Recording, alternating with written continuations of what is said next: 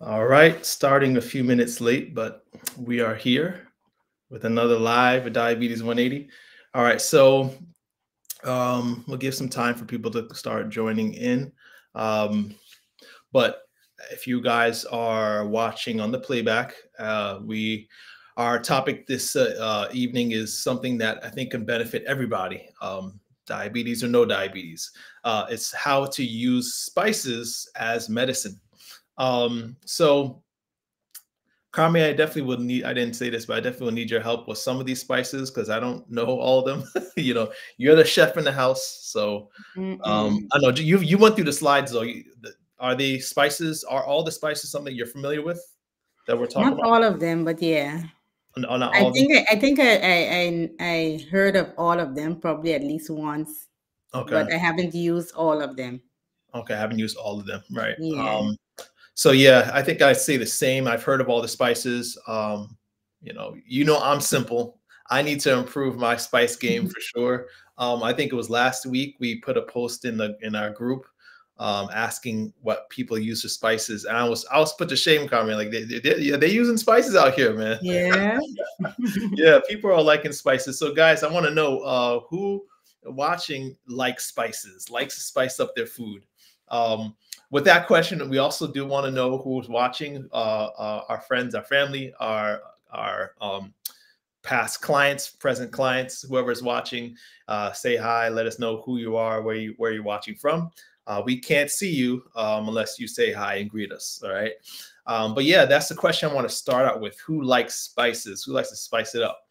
Um, I definitely do. I'm learning that spices is a great replacement to kind of wean yourself off salt. It's something I'm struggling to do now. I definitely have a taste for salt, so been slowly increasing the amount of spices I use to add more flavor.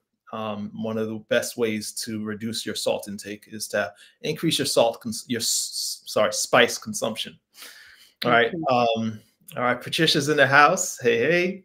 All right. Who else is in the house? Isn't too shy to say who you are, where you watching from? Audrey from Florence, Trying to South share Carolina. this thing. Awesome. Um, Another thing I want to say, Carmen, too, is that even though we're only highlighting certain spices, that doesn't mean that the ones that we don't mention, if it's not on the list, then it's not really medicinal, right? Yeah. Right, Yeah. obviously. The thing about holistic medicine, there's not a lot of studies on certain foods or plants. There's not a lot of studies because there's not a lot of money in making medicine out of plants and herbs and spices. So the studies that we do have to turn to look at the medicinal benefits, the power of these plants, is because of tradition, right? So we know, like, traditionally, certain spices, certain herbs have been used for medicinal purposes, and scientists or researchers try to test to see if they truly are medicinal, and that's what we're basing on these. This live is based on a lot of research that others have done. Along with nutrition. So one thing, sorry, not along with tradition. So as I go through the live, I'll obviously probably not mention spices that people are expecting to be on here. But what I was going for was consistency, Carme. So I wanted to make sure that what I did is I basically, what we're going to do is go through head to toe, from brain to toe, right, and to feet. What spices are good, are no well known, most well known.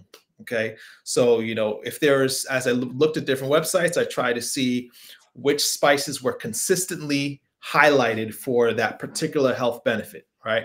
So it doesn't mean that they were the only spice that's best for that specific health uh, Mm-hmm. component, but it's the one that's very consistently found on different studies. Does that make sense? Yeah. All right. You're busy with something. I don't know what you're busy with, but I was sharing the thing.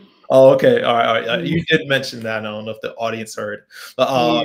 Antoinette, all right. Greetings from North Carolina. Right in my backyard. I'm in North Carolina right now. We had a great time in Portugal together, traveled some places, and Holland, Belgium was fun. but it's time to work, time to go back to the business. So I'm excited. So what we're gonna do is go into a PowerPoint presentation, a slide. And as you guys are watching, have questions, comments, let us know. So as we go through, Carmen, you could watch the chat to make sure I don't miss anything. Okay, Just hit the I chat. I never seen it. Just hit chat on the right section. Yeah. Right? On the right. Yeah. So there should be a panel, design, captions. Do you see all that? Oh yeah, I was in full screen. Okay, good. So yeah, as I go through the slides, you know, Carmen will look and see if you have questions. Yeah, so let's go into it. I don't like to take a lot of your time. You know, we know our lives usually run about 30 minutes to most, sometimes a little longer. So we're gonna try to keep that up. All right. So yeah, let's go into it. Let's see, make sure I have the right slides up, the right window up, I should say. All right, so so like I said, we're kind of go head to toe approach, highlighting the most common, you know, spices for specific maladies, right? The first malady is headaches and migraines, right? I don't know if anybody suffers from headaches and migraines. I know everyone has had a headache at some point. Headaches are not fun, right, Carmen? Mm-hmm. I know I don't like when I get headaches. But I know that there are a lot of people who suffer chronic headaches and migraines that can be quite debilitating.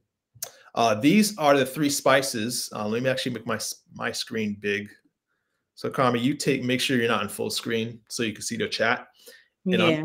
I'm gonna stay on full screen so I can see the slides better. So Okay. we're gonna actually see a lot of these, some of these spices a lot, and frequently, I should say. Turmeric is definitely one of them, right? So I've always bragged about turmeric, that everybody should be using turmeric in their food because it helps so many things. One of the things right off the bat is our first condition, headaches and migraines. Turmeric is, I never know if I'm saying that right. Is it turmeric or turmeric? Depends where you're from. Really? Yeah. So yeah, I'm from two cultures, Haitian and American. So I don't know, you know, I'm probably wrong both ways. Turmeric and turmeric. So that from any book I read on the potency of plants and the power of plants, turmeric is always like number one, because it's so anti-inflammatory. So if you're suffering from migraines, putting turmeric. And when we mention using these spices, we're talking about what they call culinary doses, right? So you don't even have to, you know, buy supplements or buy capsules and fill capsules worth of. We're just talking about enough to flavor your food is enough. So these spices in general are so strong, so antioxidant rich that it doesn't take a lot to be medicinal. So we're talking about enough just to flavor your food can have these effects. Turmeric, anti-inflammatory. Ginger, it's been used for centuries, hundreds of years, has been known to be beneficial for migraines and headaches. An interesting study actually put ginger and Imitrex to the test. So you probably never heard of Imitrex. I don't know.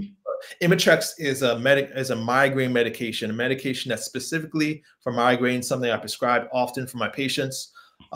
Like many medicines that come with side effects, it's very, you know, can be expensive for sure.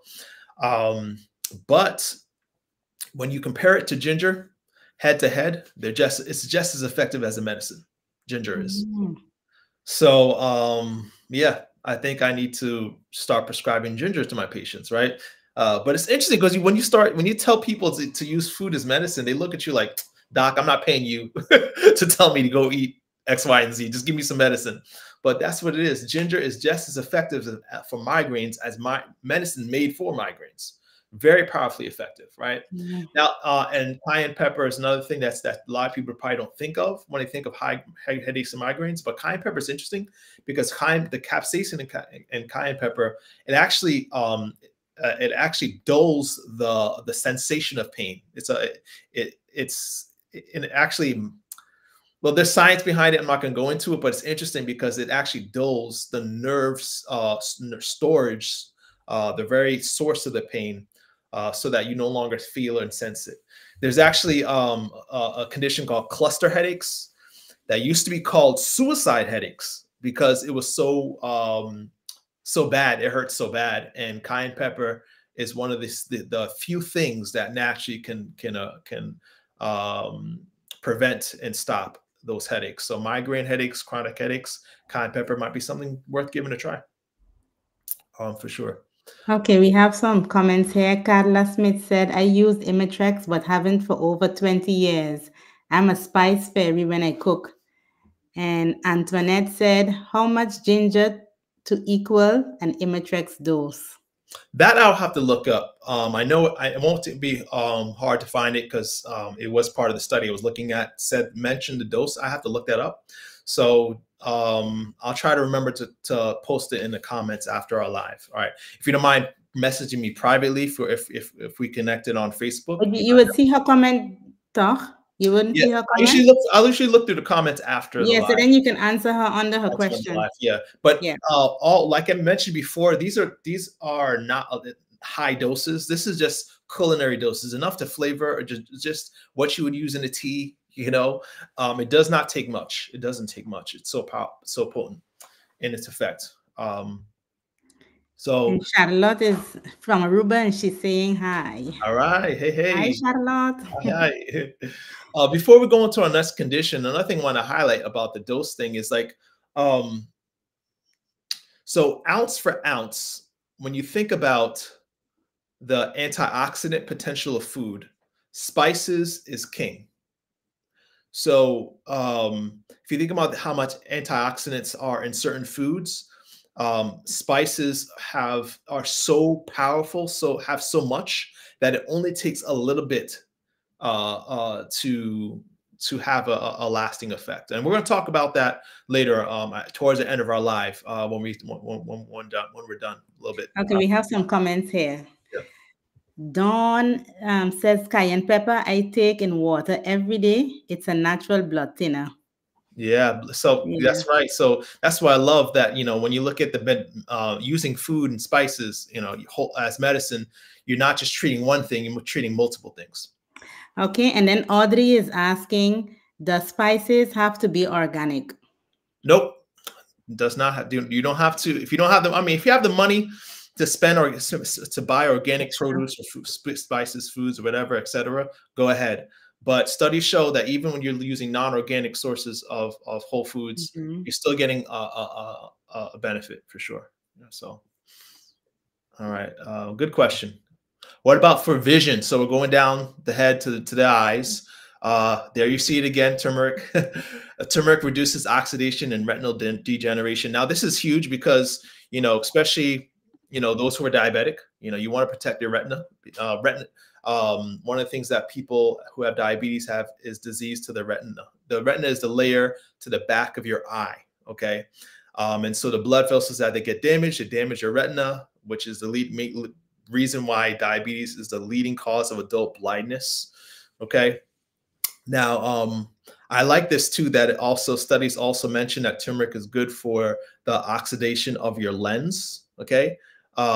So the lens is basically, you know, the part where you see, when you get something, when you see something, your eyes goes, the vision, whatever you're seeing goes through your lens and then concentrates on your retina. So you're protecting both sides of your eye. You know, if you see it that way, you know, kind of you're looking at you're protecting. You have a lot of protection with turmeric. And so another thing, cataracts. If you think about cataracts, fennel is great for cataracts. Turmeric is great for cataracts. Cataract is a condition that develops with age. It's again something that's tied to oxidative stress or damage. So you know, these are things that are known to prevent those conditions. Saffron is not something that I use, or I don't know. Have you ever cooked with saffron? No. No. Anyone ever cooked with saffron? Let us know what you're using it on. Yeah. I want to say fennel. Have we used fennel before, though? I think so. Yeah, no, I think I'm getting it mixed up with fenugreek. Oh, No, I yeah. haven't used Oh, but fennel. saffron will be something great for anybody who is concerned for their vision. You know, MD there. So, and saffron is known to improve visual acuity, delay early stage macular degeneration, and diabetic retinopathy. Okay. So these are three spices that are great for the eyes: saffron, fennel, and turmeric. Great for the eyes, right? Yeah. Yeah, Dawn is saying also chewing 2 cloves a day is the best antioxidant you can take. Yep. We're gonna go into clothes for sure. Don want to take all my fire, all my info, all my fire. But you're right, man. You're doing it right. You're doing the thing. Let's go. Yeah, cloves are great.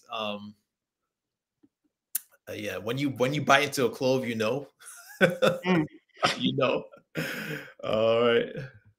So, what about for the lungs, right? So there it is again. It's like turmeric's on every slide. So most studies show that turmeric again has benefits for lungs, along with ginger and garlic. These are part of the top three for improved lung function. Again, highlighting that's not the only three, right? We know there's others, but these are huge when if you're dealing with any kind of lung issue, whether it be COPD, asthma, you know, just a lung infection, upper respiratory infection, lower respiratory infections.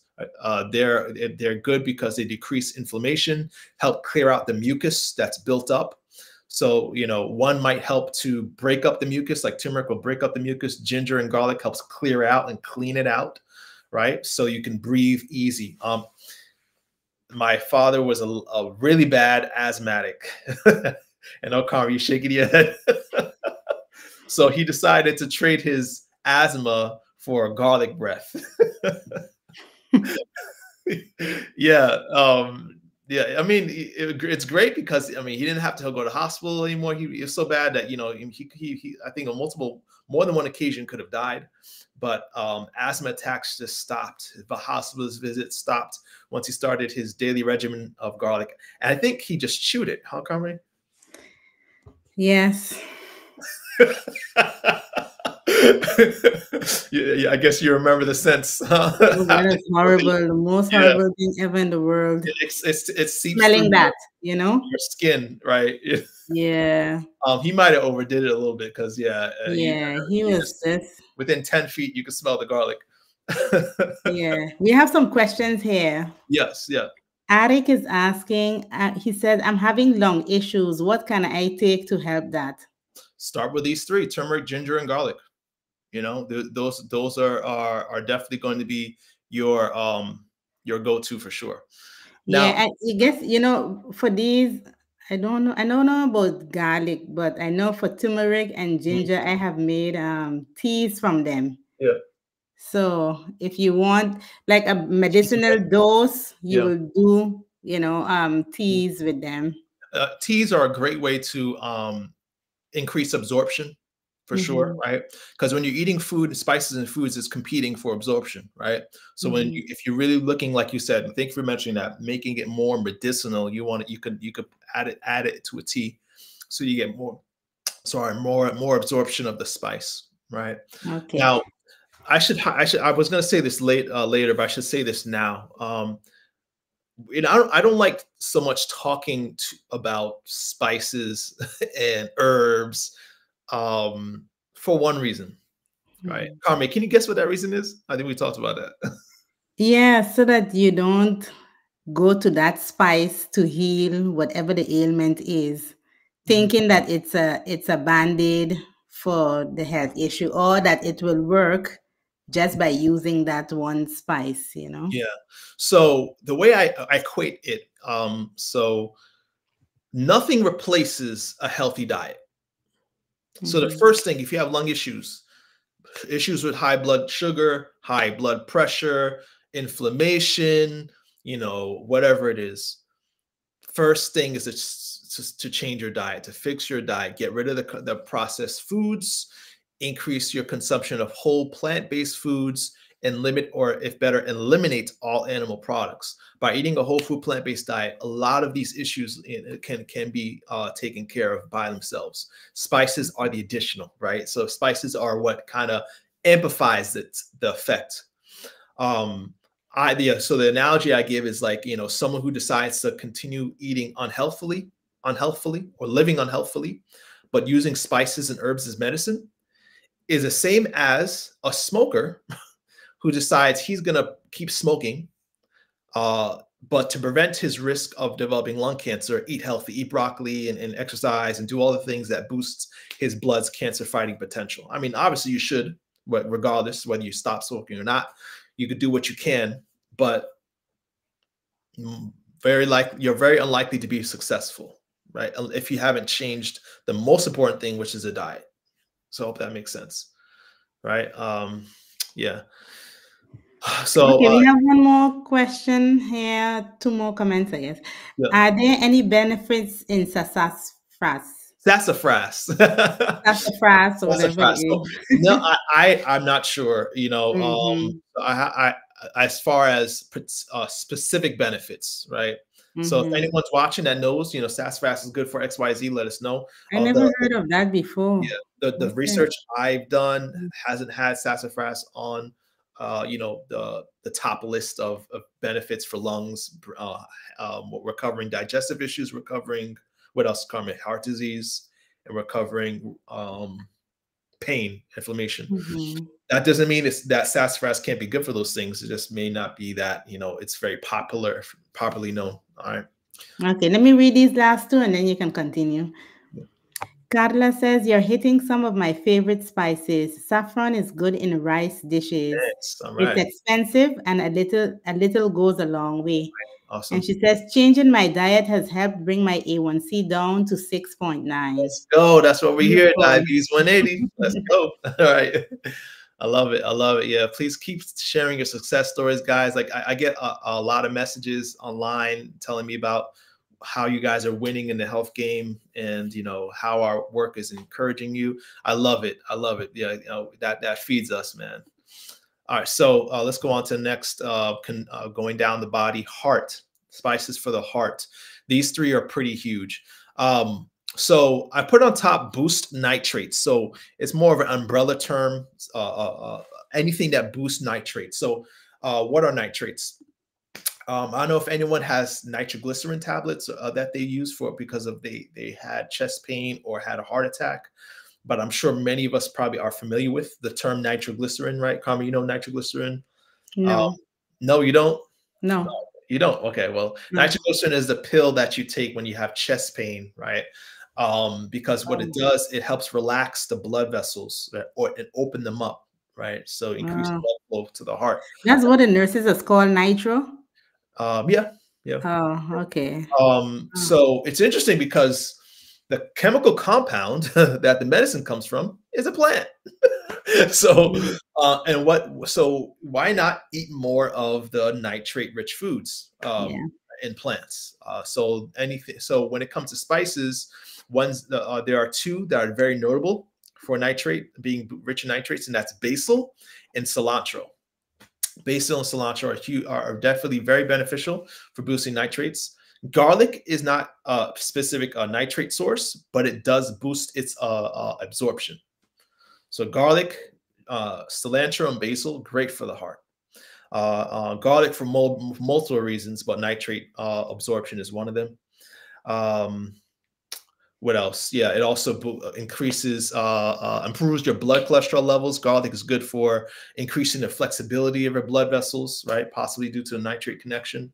And then cayenne pepper, I think someone mentioned that earlier, for improved circulation and blood flow. Also, studies have shown that it can lower your cholesterol levels. Now, when we read these benefits, it's important to highlight, right, Carmen, that does this happen right away, right? Am I going to start, you're like, 2 weeks before my blood panel, I'm going to start, drinking cayenne pills every day and like, yes, let's see my cholesterol drop. It takes time. That's the thing about using food as medicine. It takes time. but within But with weeks, lifestyle change, though, it can happen a lot faster. faster for sure. Mm-hmm. With lifestyle change, what happens in months can happen in weeks, right? Mm-hmm. Yeah. So Okay, we have some comments here. yeah. Dawn says, you ever heard of female nettle seeds? I take them every day. They have to be female. I have felt less lethargic and full of energy. Okay. No, Yeah. that's something I haven't I heard think of. I've So, heard of nettle seeds before, but nothing yeah. else about it.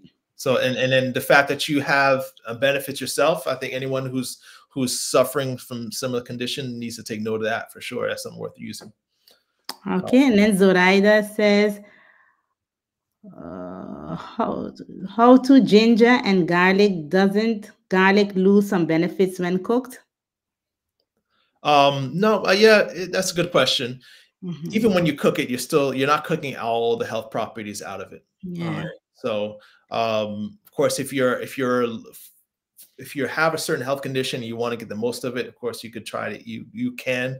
I don't think garlic is one of those because there are some that cooking increases absorption. I'm not sure if garlic is one of them, but cooking it is not something to be concerned about. You Mm-hmm. still get the health benefit when you cook Okay, it. we have one more comment. From Antoinette. Growing up, my great grandmother and grandfather always told us that sassafras, or however you pronounce that, is Yeah. a pain reliever. It didn't work for me though. Didn't work for you though. Okay. Well, we do have some stuff that a lot of studies have been proven helpful for pain. I think we're going to get into because yeah, chronic pain, inflammation is something a lot of us struggle with and go through.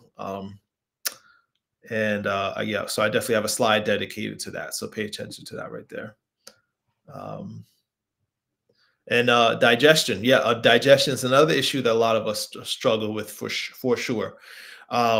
So for digestion, you see the same spice up there, right, Kamri? Turmeric is huge for Mm-hmm. digestion. One thing I like to highlight turmeric for is cancer protection.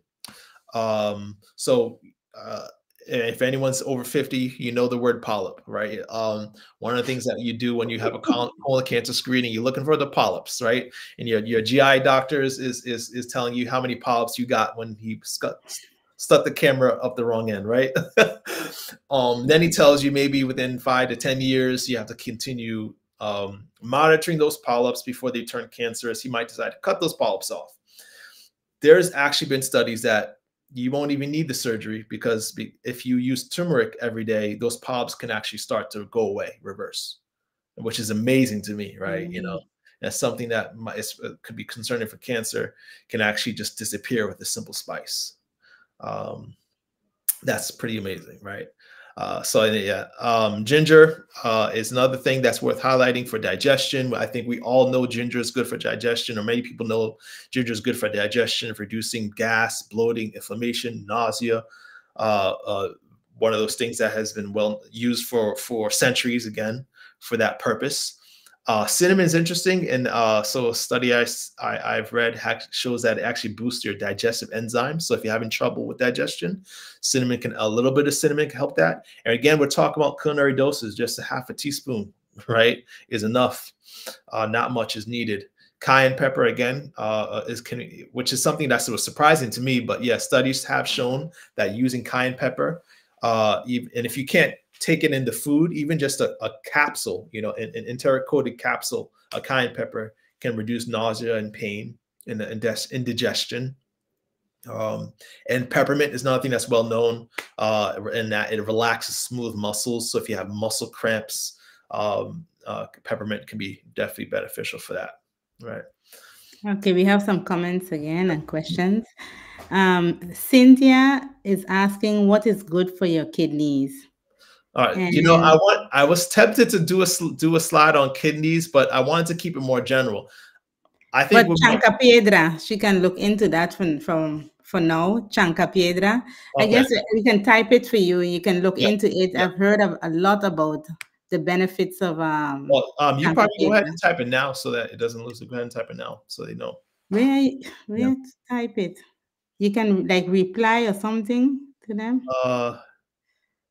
Are you seeing on the reply? Just in the comments. Yeah, the comment section. Yep. Type. Oh. Mm-hmm.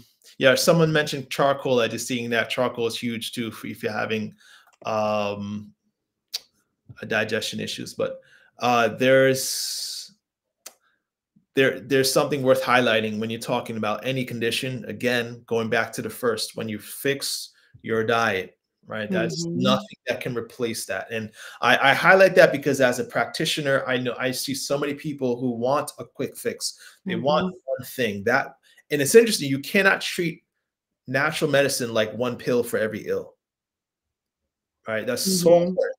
You know, Mm-hmm. cayenne pepper or turmeric and ginger. It's not one pill for every ill. Because the thing is, as you, and I didn't say this before, but as you, and I'm on, oh man, I'm at a 30-minute mark, but I'll try to wrap it up fast. But as we go through living life, our body is bombarded by offenses every day. You know, there's a study that actually says that your body receives, this is crazy, 800 hits to your DNA every hour. So between 7 when we started to 8 o'clock, you're going to receive almost 800 hits to your DNA.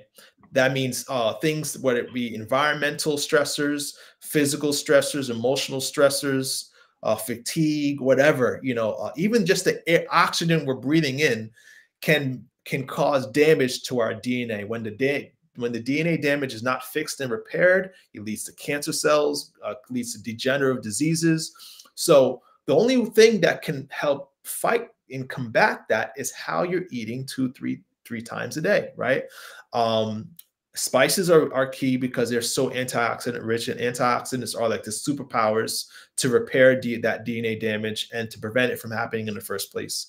But also how we eating can also be, so you could actually be adding fuel to the fire, you know, so you're trying to put out a fire that you're adding to. When you're eating unhealthily, you're adding more damage. So, you know, help your body out. And that's why we really promote a holistic diet, right? With these as additional. So I hope I'm getting to you guys. Hope this is something that you guys are understanding for sure. I have some more comments here. Anais Philip says turmeric also helps thin the blood. Yeah. And it has been said that cayenne pepper and activated charcoal that every household should have. Yeah. Yeah. Yeah. And then one more, Doria is saying parsley is also recommended for kidney problems. Thank you for Thank adding you. that. Thank you for adding that. Mhm. Yep. All right. So let's pull up here the next slide. Well, we actually might be even good to just do a live on specific organs like the liver, the kidneys. You know, might be interesting Yeah. to do that. I think a lot of people benefit from that. So thank you for your Mm. questions. Your questions give me ideas on more lives to do. All right. But for time, we're going to try to go forward and finish. Best spices for pain and inflammation. You might want to screenshot this one if you're struggling with arthritis or any kind of chronic pain. This should be in your medicinal cabinet, okay, your spice cabinet. These are huge. So some Or highlight your tea cloves. cabinet. Drink tea. Was that? Drink tea. Yeah, yeah, yeah, yeah. You can make tea out of a lot of these things here, right? Yeah. So you know, black pepper, rosemary, garlic, ginger, cayenne, cilantro, cloves. Very good for fighting inflammation, right? So take a screenshot of that. These are some honorable mentions. All right. So I'm kind of going quick now because I don't want to hold up too much of your time any longer. But honorable mentions, these are ones that we didn't speak a lot of, but need to be mentioned. Cloves, someone already mentioned cloves. But cloves are the most antioxidant common spice. So you think about spices that are common, cloves are the most antioxidant. And it makes sense because cloves has strong flavor, right? Cloves Mhm. has a very strong flavor. And it's actually the flavor and the aroma of the spice that gives it its medicinal properties.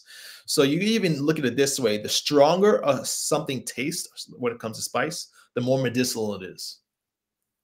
Okay. Mm. So you know, there's Mm, even that's a saying. close. What'd you say? I said that's close for sure. That's close for sure. You put a clove, you know when you got a clove on your with mixed with your rice. Um, And amla is another one of those things that had definitely, you've tried amla before, Carmen, not the best taste in the world. No. But it is the most antioxidant common spice. Okay. And to give Mm-hmm. you an idea of like when we're talking about the most, it's relative, right? So like a piece of chicken might have 5 to 10 units of antioxidants. If you look at oatmeal is a good example. Oatmeal has 20 units of antioxidants by itself. Once you add just a teaspoon or not even a teaspoon of cinnamon, you've boosted it to 120. Just a teaspoon of cinnamon. Now that oatmeal went from 20 units of antioxidants to 120, right? Now let's say you put amla green powder with your smoothie or whatever, because you're not going to want to put it on your oatmeal, I don't think. Now you've added 750 units of antioxidants, right? So amla is huge. All right, that's probably it is the most antioxidant spice, and also has benefits of blood sugar. Oregano, definitely worth mentioning because it's so potent at protecting against radiation damage. So if you have friends or you know somebody who's going through chemotherapy or radiation, oregano should be something they should be including in their diet regularly, because it actually is even a study that was done in vitro, which means, in a petri dish outside, and oregano was able to reduce DNA damage from radiation by 70%. Right. Wow. And it's the DNA damage that causes cancer to develop later. And so sad because people, might use radiation to treat their cancer and now they're in remission. But then years later, cancer develops because of the DNA damage that was caused by the treatment. So anyone on, radiation, anyone exposed to radiation should be using oregano on a regular basis for sure. For that protection. Fenugreek is another very potent spice, and Alvaro mentioned. I like it because I like to stay in the gym. All right. So if you're looking to increase muscle strength and weightlifting power, fenugreek is huge. Cardamom is definitely worth mentioning. It's known as the queen of spices because it was so influential and vital in the early spice trade. Anyone know what the king of spices is? I thought I'd throw that in as a trivia question. The king of spices, cardamom is the queen. But cardamom is good for so many things: blood pressure, lung function, digestion, inflammation. I couldn't put it in every slide, and I just throw it in at the end. Okay. But that being said, so there's not one spice. A lot of us are looking for that one spice or that one. Who's the king? Who's the king? I'm waiting for somebody to say it. I'll say it. Oh, okay. I have some comments here. Emina is saying hi, and she said, "Hey, Emina." Someone mentioned oats are not good for us because they fatten us. What, oats? Yeah, oats. Oh, okay. Just for time's sake, I can't go into the reason why that's not true. Yeah, it's not true. I eat oats every day, and I've been losing weight. One thing you should stick with is as steel cut or rolled oats. You don't, you probably want anytime you eat anything, you want to eat a less refined, right? So you don't want. And it depends how they are preparing the oats too. Some people put butter and with sugar. The packaged ones, those are not good. It depends how you prepare it. Yeah, definitely not. Yeah. I'll tell you. Yeah. All I need to know. All I need to know. Yes, that's awesome. It's black pepper. Black peppers, and it's only because they're stored. The newest cholesterol. Yeah. Yeah. So, but this one last slide. I'm gonna share highlights something really important that we should be using a variety of spices. You see, just like fruits. You never heard? Has anyone ever heard the term? What's the saying? Gosh, eat the rainbow. You probably not Skittles. Yeah, and we're not talking about Skittles, all right? I used to love Skittles. No, not that rainbow. But when it comes to vegetables, you probably heard you eat the rainbow because the chemical compounds of plants that make them medicinal is in the color, right? The color is actually what the pigment is actually where you find the medicine. So when you're eating different fruits, you're eating different medicine, different colors. It's almost like you're making sure you're maximizing your exposure to medicinal parts of those plants. Yeah. Same thing with spices, but also with their aroma and flavor. So the different flavor profiles of all these spices the chemical compound that makes them medicinal is found in the flavor.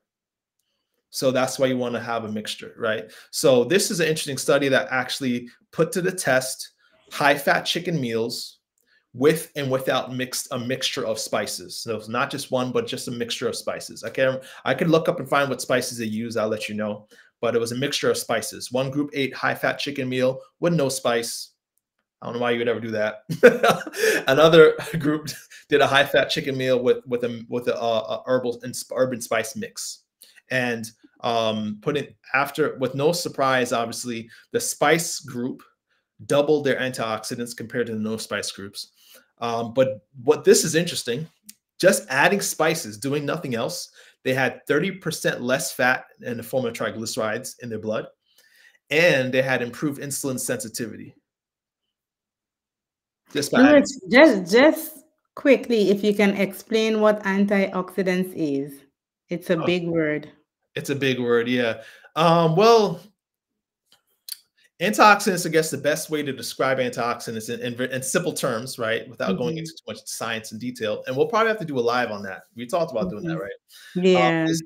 Is basically the chemical compounds of foods, plants, because that's where we get them, that protect and repair damage caused by oxidative stress. Now, this question is, what's oxidative stress? We talked about that already a little bit. It's the 800 hits of damage to your DNA from the environment, from the food you're eating, from the stress, from the lack of sleep, from overexertion, or all these other, the chemicals in our clothes and, drinks and plastic, all these things that offend our bodies, cause our bodies to misfold proteins, cells to start functioning dysfunctionally. It's antioxidants that protect that damage at a cellular and a DNA level. So they are very important if you're looking to age well, live healthfully, reverse chronic disease, right, and also prevent it. So antioxidants are something you should focus on, and the best way to get it is spices and whole foods from plant-based sources. Yeah. If there's antioxidants in animal foods, they only get them from the plants. they don't have much. Okay, so get it from the source. So get it from the source. I read somewhere that something said meat is high in antioxidants. Like, what? Like, anyway, but yeah. Sorry, we're a little biased on this channel. So not to offend anyone, but we're not here to be the food police either. But more importantly, we're here to see our public, our friends, our family, and strangers to get healthy, right, and to live healthily and live life abundantly, like we believe our Savior died for us to have that opportunity, right? And we want to make sure we spread that good message. We always give a freebie, right? Yes, variety is the spice of life. I see that comment right there. Eat the rainbow, taste the rainbow, right? Enjoy the. So I want to know, you guys, are you guys planning on adding more spices, increase your spice game, start going out and buying spices? I'm gonna have some sassafras, Carmen. Let's look. I gotta look that one up. All right, so whether it was mentioned or not, it's probably good for you. That's the best I can say. This live is just to encourage you to eat more healthfully, right? We always give a freebie. Now, I know the question you should have asked, someone should have asked, why didn't you talk about blood sugar? This is diabetes channel. What spices are good for blood sugar? But I got you. All right. So in this QR code, you can scan and get access to a PDF file that will give you a list of spices and herbs that are good for blood sugar lowering. Right. So I specified that. I didn't mention it because I want to encourage you guys to look it up and see for yourself. So just scan the code, and you have, it's of course free. We always try to get, everything we give at the end of the show is free, but it'll give you a list of spices and herbs that I know, Carmen, you've tried some of them, your sister too. But I've also had clients that have used them and use them effectively. They are not a replacement for eating healthy. They're not, right? 45 minutes. Okay, I am way over time. Somebody is asking, what is the king of spice? Oh, that would be black pepper, my friend. Black pepper. Yeah, black pepper. Right. So yeah, I'll be looking through the chat the next few days. Donovan was asking more questions. Yeah, thanks for that question, Donovan. But beloved, as we end, I pray above all things that you may prosper and be in good health, even as your soul prospers. See you next week.